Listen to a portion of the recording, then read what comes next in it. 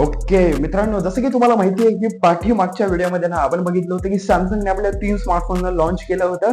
Samsung Galaxy S26, S26 plus आणि S26 अल्ट्राच्या स्मार्टफोनला. आजचा जो व्हिडिओ आहे ना, त्या व्हिडिओमध्ये आपण स्पेशली S26 अल्ट्राचा जो स्मार्टफोन आहे ना, त्या स्मार्टफोनची कॅमेरा टेस्ट करणार आहे.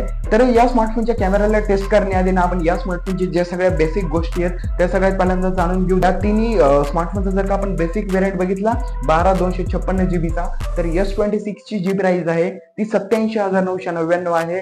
S26 प्लस ची जी प्राइस आहे ती 1,19,999 आहे. आणि S26 अल्ट्राचा जो स्मार्टफोन आहे ना, त्या स्मार्टफोनची प्राइस आहे 1,39,999. हा जो स्मार्टफोन आहे ना S26 अल्ट्राचा, या स्मार्टफोन मध्ये 6.9 इंचचा डायनामिक अॅम्युलेट डिस्प्ले मिळतो 2x चा विथ बेझल-लेस विथ पंच होलचा डिस्प्ले मिळतो या स्मार्टफोन मध्ये.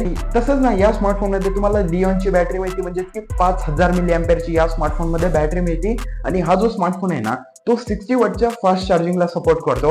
तरी पण स्मार्टफोन मध्ये कोणत्याही प्रकारचा तुम्हाला चार्जर मिळत नाही. चार्जरसाठी तुम्हाला सेपरेट पैसे खर्च करावे लागतात.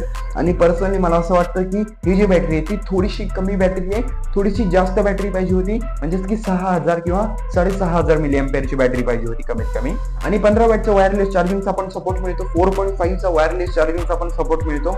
IP68 ची वॉटर रेझिस्टन्सी आहे, जी की 1.5 मीटर डेप्थ हा जो स्मार्टफोन आहे तो पाण्यामध्ये राहू शकतो कमीत कमी 30 मिनिटापर्यंत.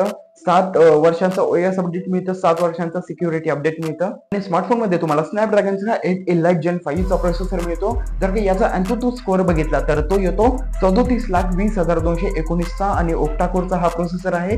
LPDDR5X ने हा प्रोसेसर बनलेला आहे. आता सगळ्यात महत्वाची आपण गोष्ट बघू या स्मार्टफोनची, जी की आहे या स्मार्टफोनच्या कॅमेऱ्याला.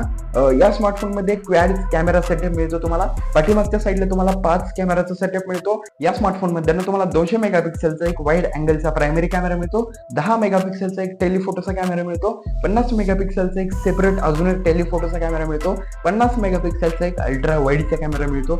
जेवढे बोलाल तेवढे कमी आहे भाई.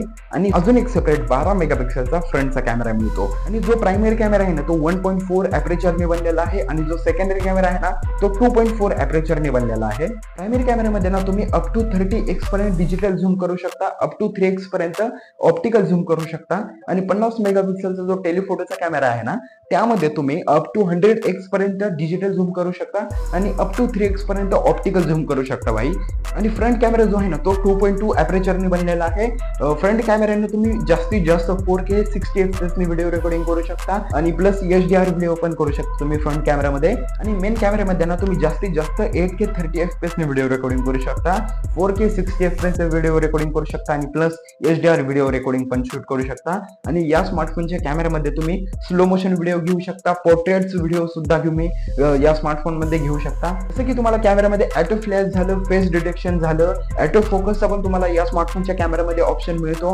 पण जर का ना मित्रांनो तुम्हाला या स्मार्टफोनच्या कॅमेराची क्वालिटी चेक करायची असेल तर डिस्क्रिप्शन मध्ये लिंक देतो, तिथून जाऊन तुम्ही या स्मार्टफोनच्या कॅमेराची क्वालिटी नक्की चेक करू शकता. आणि पर्सनली मला असंच वाटतं की हा जो स्मार्टफोनचा कॅमेरा आहे ना तो खरंच खूप चांगला आहे. तुम्ही 100x पर्यंत डिजिटल झूम करू शकता. स्मार्टफोनची जी पोर्ट्रेट्स आहे त्याची पण क्वालिटी जी आहे ती खरंच खूप चांगली आहे. आणि तुम्हाला भरपूर कॅमेराज मिळतील या स्मार्टफोन मध्ये. नाईट मोडचा जो स्पेसिफिकेशन आहे या स्मार्टफोनच्या कॅमेरामध्ये ते पण खरंच खूप चांगला आहे. नाईट मोड मध्ये फोटोज वगैरे चांगले निघतात.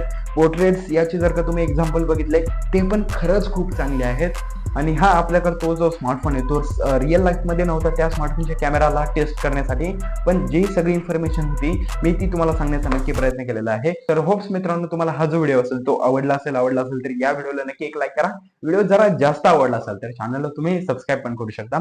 भेटूया तसेच एक फक्त व्हिडिओ कंटेंट सोबत. आणि कमेंट मध्ये सांगा या स्मार्टफोनला कोणत्या स्मार्टफोन सोबत कम्पेअर करायला पाहिजे. तोपर्यंत नक्की लक्षात ठेवा. Tata bye bye, good bye.